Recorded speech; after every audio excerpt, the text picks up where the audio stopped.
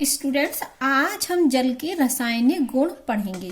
तो सबसे पहले हम जानते हैं ब्रोंस्टेड अवधारणा के अनुसार H+ प्रोटॉन देने वाले अम्ल और प्रोटॉन मतलब H+ को ग्रहण करने वाले क्षार होते हैं। तो हम ये बात जानते हैं ब्रोंस्टेड अवधारणा के अनुसार H+ मतलब प्रोटॉन देने वाले अम्ल और H+ आयन प्रोटॉन ग्रहण करने वाले क्षार होते हैं। अब जो जल होता है ये उभयधर्मी प्रकृति का होता है, उभयधर्मी नेचर का होता है। मतलब ये जल जो होता है उसमें अम्ल और क्षार दोनों के गुण पाए जाते हैं। अम्ल और क्षार दोनों के गुण जल में पाए जाते हैं, इसीलिए जल को हम उभयधर्मी नेचर का कहते हैं। एम्फोटेरिक नेचर, उभयधर्मी प्रकृति। तो जल के आज हम पढ़ने वाले हैं रासायनिक गुण और उसमें सबसे पहला हम पढ़ने वाले हैं उभयधर्मी प्रकृति। तो जल जो हमारा होता है वो अम्ल क्षार दोनों की रूपों में व्यवहार करता है। अब आप जानते हो अम्ल कौन होते हैं, H+ देने वाले, क्षार कौन होते हैं, H+ लेने वाले ब्रोंस्टेड अवधारणा के अनुसार। तो हम सबसे पहले एक रिएक्शन देखते हैं कि जब हम अमोनिया की अभिक्रिया जल से कराते हैं तो हमारा बनता है, क्या बनता है, ये जो जल है ये H+ आयन दे रहा है। क्या दे रहा है, ये H+ आयन। तो H+ आयन कौन ले रहा है, NH3। तो एक H मिल गया NH3 को, तो कितने हो गए, 3 H पहले से थे, इसने भी एक H दे दिया तो कितने होगा, NH4+, और इसने H+ आयन दे दिया तो सिर्फ क्या बचा, OH-। अब ध्यान दीजिए, यहां से ये अभिक्रिया हुई तो H+ आयन किसने दिया, इसने। तो ये किसकी तरह व्यवहार कर रहा है, हमारे अम्ल की तरह। किसकी तरह, अम्ल की तरह। और इसने प्रोटॉन दिया तो जल किसकी तरह व्यवहार कर रहा है, अम्ल की। और H+ आयन प्रोटॉन किसने लिया, अमोनिया ने। तो अमोनिया किसकी तरह व्यवहार कर रही है, क्षार की तरह। अब आप हमें ये बताओ कि इतनी बात समझ में आ गई। अब आप हमें ये बताओ कि इसके पास क्षमता है प्रोटॉन ग्रहण करने की, प्रोटॉन ग्रहण कर सकता है।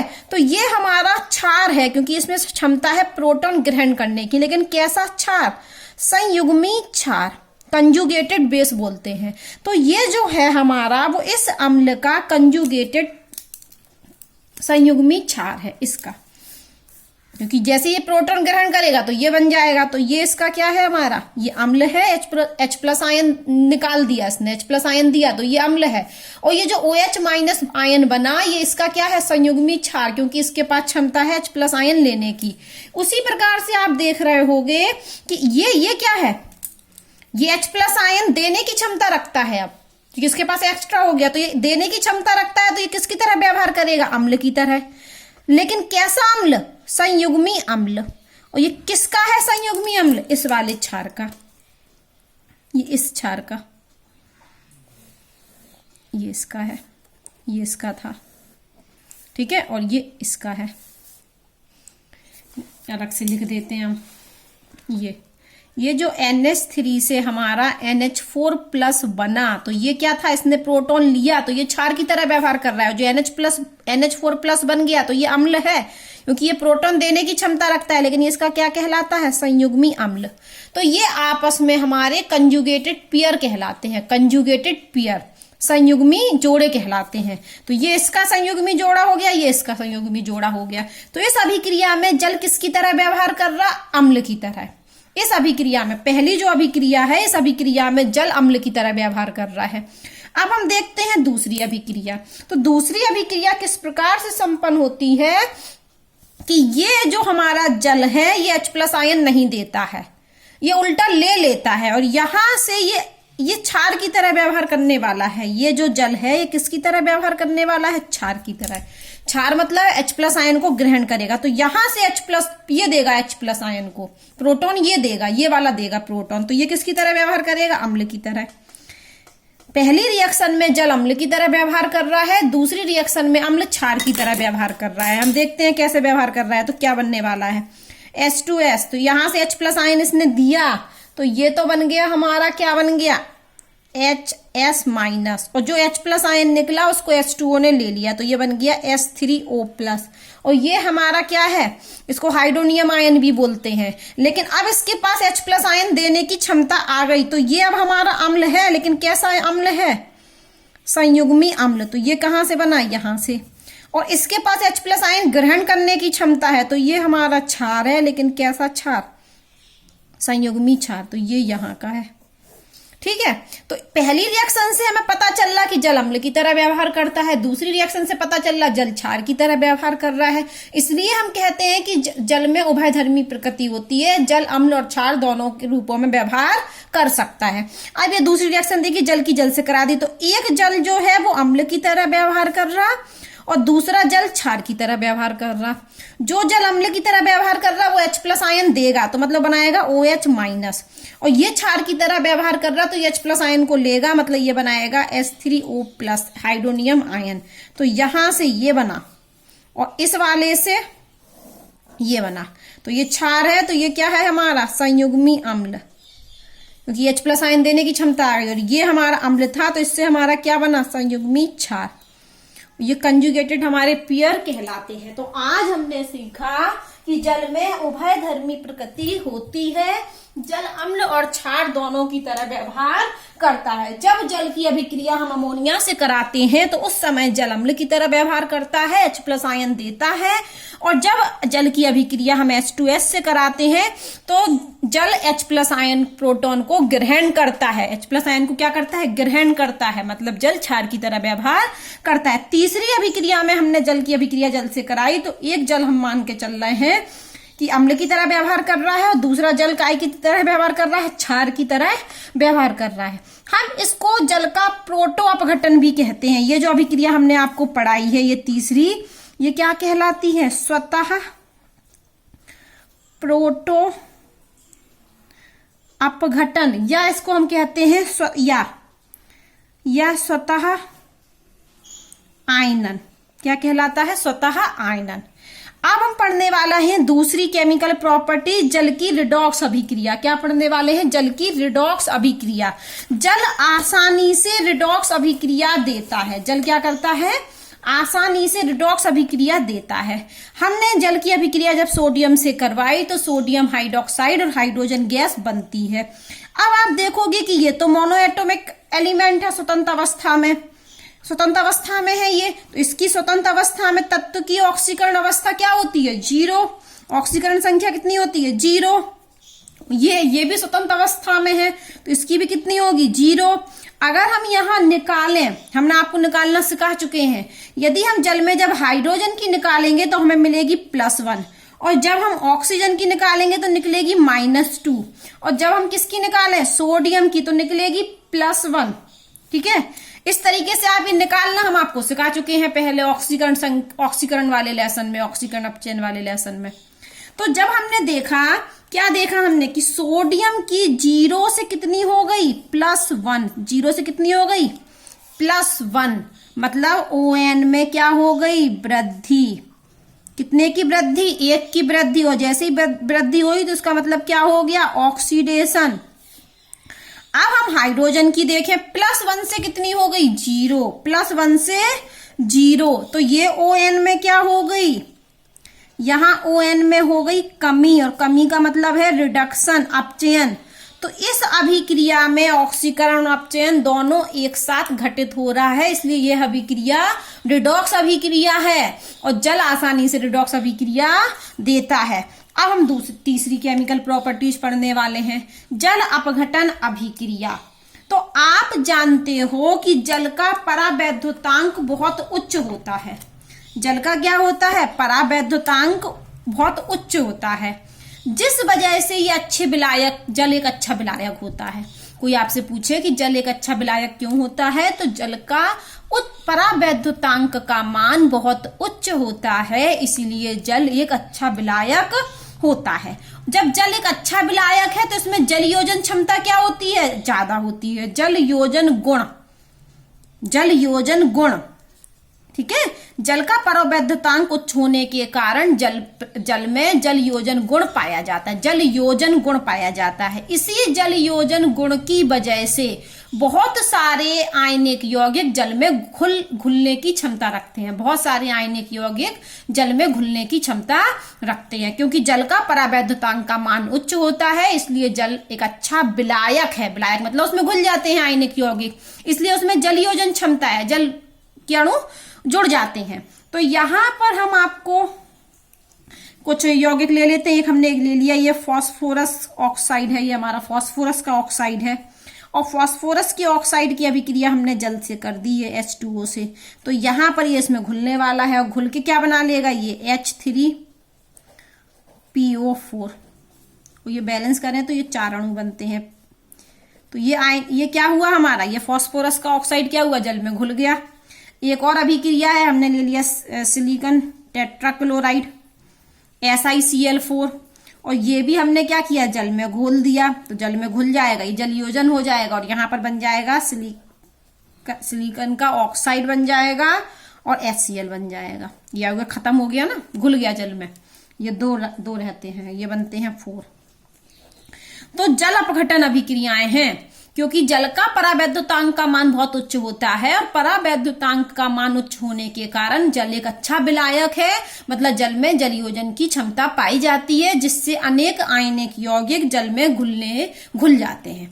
अब हम पढ़ने वाले हैं चौथी प्रॉपर्टी, हाइड्रेट विरचन। ठीक है, हाइड्रेट बनना, विरचन मतलब बनना होता है। यहाँ पर हाइड्रेट शब्द हम H2O के लिए यूज करते हैं। तो जल के अणु का किसी भी यौगिक से जुड़ना, कोई भी यौगिक हो, किसी भी यौगिक से जल के अणु का जुड़ना, कोई किसी यौगिक में यदि जल का अणु जुड़ जाए तो हम उस यौगिक को हाइड्रेट कहने लगते हैं। तो किसी भी यौगिक में जल के यौगिक का जुड़ना क्या कहलाता है, हाइड्रेशन कहलाता है। जुड़ना बोले या संगुणन बोले, तो किसी भी यौगिक में जल के अणु का जुड़ना हाइड्रेट विरचन बनाता है, हाइड्रेट यौगिक बनाता है। तो जो जल का अणु जुड़ता है वो 3 प्रकार से जुड़ सकता है। तो यहां लिखा है कि जल का संगुणन विभिन्न प्रकार से हो सकता है। संगुणन मतलब जुड़ना। तो जल 3 प्रकार से जुड़ सकता है। कितने प्रकार से जुड़ सकता है, 3 प्रकार से। और जब 3 प्रकार से जुड़ेगा तो 3 प्रकार के यौगिक हाइड्रेट बनाएगा। ठीक है, तो पहला बनता है उपसह संयोजित जल, फिर दूसरा बनता है अंतरकाशीय जल, और तीसरा बनता है हाइड्रोजन आबंधी जल। तो ये तीनों ही हाइड्रेट हैं हमारे, ये तीनों ही क्या है, हाइड्रेट। ये हाइड्रेट कैसे बने, इन यौगिकों में जल का अणु जुड़ा, और ये 3 प्रकार से जुड़ सकता है। तो उपसह संयोजित जो जल है उसका एग्जाम्पल है CrH2O6 और ये +3 और ये है Cl-। ठीक है, अभी इसको हम खोल के भी बता रहे हैं। यहां पर इसका एग्जाम्पल है, उदाहरण बता रहे हैं अंतरकाक्षीय जल का BaCl2.H2O। इसका उदाहरण है Cu कॉपर सल्फेट 5H2O। ठीक है, तो जो जल का अणु का जुड़ना हाइड्रेट बनाता है। हाइड्रेट कैसे बनते हैं, जल का अणु जुड़े, लेकिन जल का अणु भी 3 प्रकार से जुड़कर 3 प्रकार की हाइड्रेट बनाता है, और ये हमने 3 एग्जाम्पल लिखे। अब आप पहला देखिए, पहले में क्या है, ये क्रोमियम है, ये उपसह संयोजक यौगिक बनाता है। उपसह संयोजक यौगिक क्या होते हैं कि कोई मेटल होती है, कोई धातु होती है, वो धातु किसकी होती है, D ब्लॉक की। तो क्रोमियम हमारा D ब्लॉक का है। तो इसके क्रोमियम के D ऑर्बिटल खाली है। D ब्लॉक के तत्वों की धातु होती है जिसमें D ऑर्बिटल क्या होते हैं, खाली होते हैं। तो लिगेंड्स आता है। लिगेंड एक शब्द है जो इलेक्ट्रॉनों को देता है, इलेक्ट्रॉन युग्म को देता है। और उपसह संयोजक जो यौगिक होते हैं वो क्लास 12 में आप पढ़ोगे। थोड़ा सा समझिए, थोड़ा सा मैं समझाती हूँ कि कोई M धातु है, M क्या है, कोई धातु है, D ब्लॉक की धातु होती है, और L क्या है हमारा, लीगेंड्स। तो ये क्या करते हैं, लीगेंड अपने लोन पेयर मेटल को दे देते हैं। मान लो 4 लीगेंड्स थे, चारों ने दे दिया। यहाँ 6 है तो हम 6 ही बना देते हैं। ये देखिए 1 2 3 4 5 6 हो गए, 6 हो गए, क्योंकि 6 ये H2O क्या है, यहाँ पर लीगेंड्स है। तो M क्या है हमारी, यहाँ M है हमारी क्रोमियम, मेटल क्रोमियम है, और ये हमारा जो L है लीगेंड्स है, वो लीगेंड्स क्या है, H2O जल। इसको यहाँ पर लीगेंड्स को एक्वा बोलते हैं। क्या बोलते हैं, एक्वा। डिटेल में कक्षा 12 में पढ़ोगे। तो किसी धातु को जब लिगेंड्स क्या करते हैं, लोन पेयर देते हैं, तो इस प्रकार बने यौगिक को हम उपसह संयोजक यौगिक कहते हैं। तो यहाँ जल का अणु जुड़ा तो, लेकिन किसके द्वारा जुड़ा, उपसह संयोजन बंध के द्वारा। तो इस हाइड्रेट को हम कहते हैं उपसह संयोजित जल। इसका स्ट्रक्चर कैसा होगा, ये क्रोमियम होगा, और इस क्रोमियम में ये क्या होंगे हमारे H2O। ये भी H2O, 6 H2O, ये 6 है ना बेटा, 6, ये H2O और ये H2O, ठीक है। तो ये क्या हुआ यहाँ पर, ये देखो ये उपसह संयोजन बंध के द्वारा जुड़ गए, 6 के 6। अब हमने कर दिया इसको ब्रैकेट में बंद। ये हमारी उपसह संयोजन सत्ता होती है, उस पर कितना आवेश है, +3, ठीक है। तो यहाँ जल के अणु जुड़े उपसह संयोजन बंध के द्वारा, तो इस हाइड्रेट को हम उपसह संयोजित जल कहते हैं। दूसरा एग्जाम्पल समझिए आप, अंतरकाशीय जल। अंतरकाशीय मतलब रिक्त स्थान पर, जो बीच में खाली जगह होती है। मान लिया हमारा ये बेरिलियम है, यहीं बना देते हैं हम, ये बेरिलियम की है,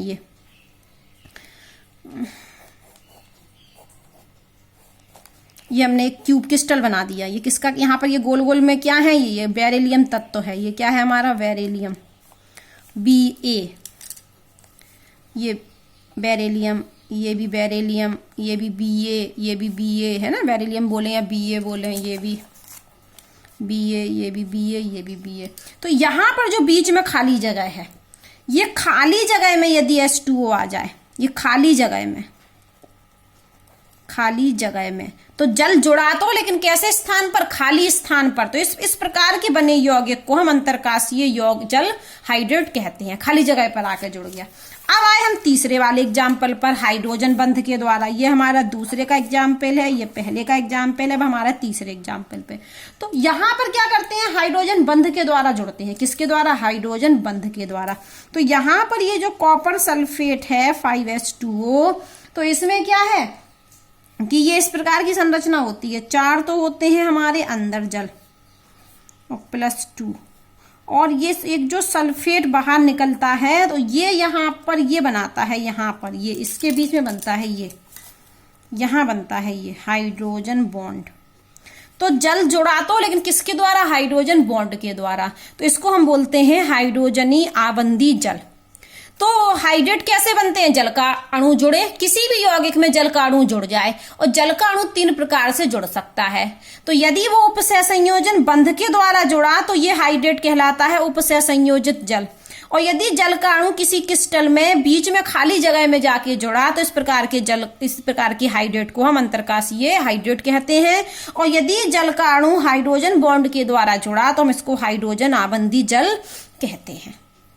तो आज हमने क्या पढ़ा, जल के रासायनिक गुण पढ़े। सबसे पहले हमने पढ़ा कि जल में अम्ल और क्षार दोनों के गुण पाए जाते हैं, इसलिए जल उभयधर्मी नेचर का होता है। दूसरा मैंने कहा कि जल बहुत सारी रिडॉक्स अभिक्रियाएं देता है। देखो, एक सोडियम से हमने अभिक्रिया कराई तो हमने पाया कि सोडियम का ऑक्सीकरण हो रहा है, क्योंकि सोडियम की ऑक्सीकरण संख्या 0 से +1 हो गई, और हाइड्रोजन की +1 से 0 हो गई, मतलब हाइड्रोजन का अपचयन हो रहा।